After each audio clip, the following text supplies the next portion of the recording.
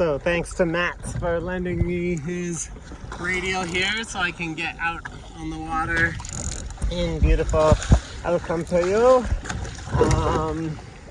near Alicante.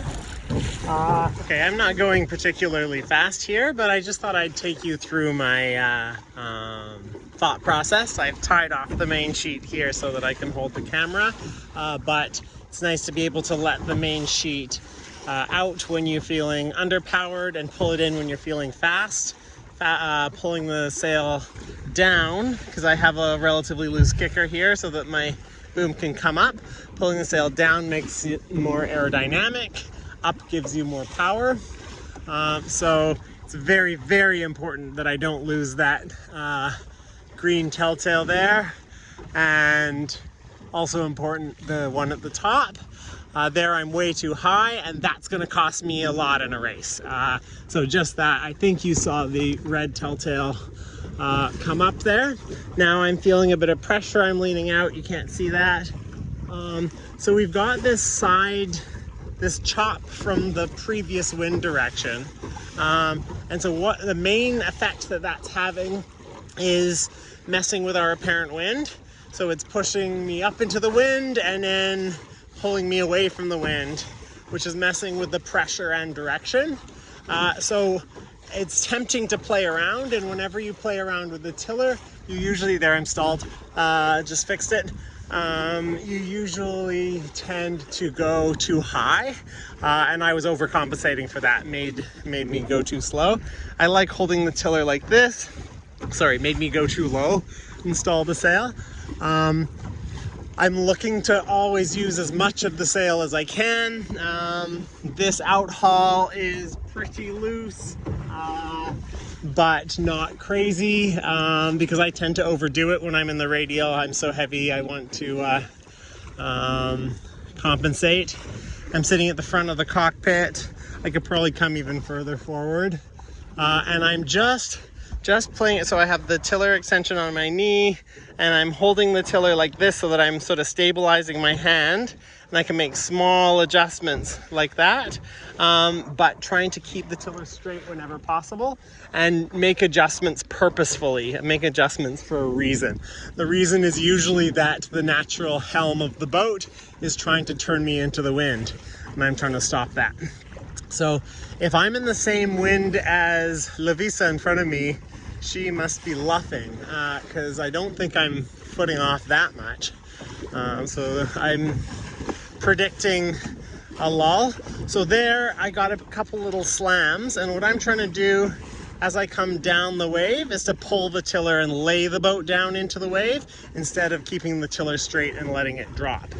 Letting the bow drop down into the... And then now it's flatter water, so I'm just going to... The waves never come out on the video. I'm not seeing magical things, but my depth perception in reality, I can see that the waves were flatter for a second there. I just got the shift, which makes sense because now I think Lavisa and I are pointing in similar directions. Lavisa, let's bear off a little bit.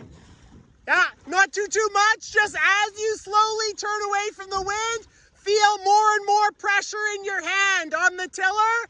And once there's no more to be had, that's as much as you can get. I just repeated myself. Once there's no more to be had, don't try to take any more, because that's when you stall, like I was saying I did.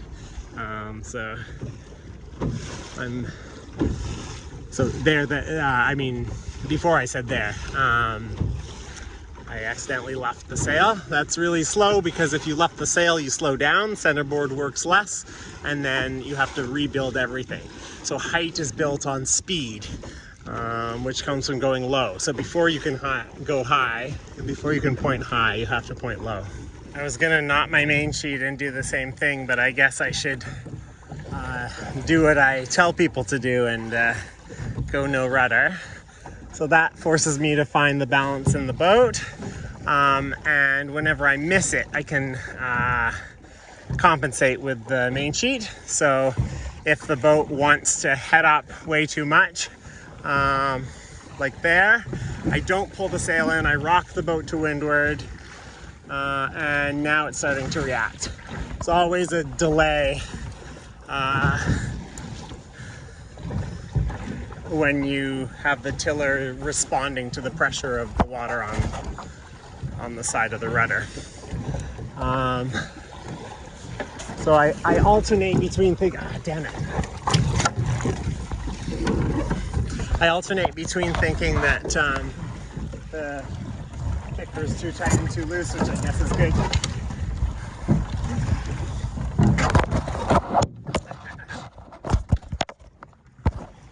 So in these conditions, it's about getting the waves to flick the leech. You'll never surf these waves. They're going too sideways and there's not enough wind. See them coming sideways at us here? No, you can't see anything. Maybe you can see something now. Waves coming sideways at us. So what that does is it pulls the whole boat sideways and then back in the other direction in the circular motion of the waves, messing with our apparent wind, getting us disoriented. So we want to keep the boat nice and balanced. You should be able to let go of the tiller. That noise you heard was me letting go of the tiller.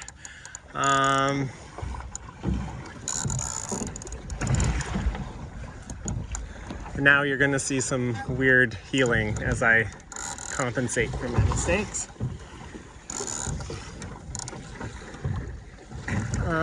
Yeah, so I'm just trying to steer the boat into the angle where I feel the most pull on the main sheet. I actually shouldn't be sheeting from here. I should be sheeting from in front of the main sheet block in these conditions, which lets you get your weight further forward in the boat. I feel like it's too easy to flick that leech. I'm just going to add some kicker, and then we'll see if I feel like I'm getting more response from the boat when the leech bounces like that. Too much kicker, and then you get less response again, less bounce. So you're just looking for sort of like a resonant frequency.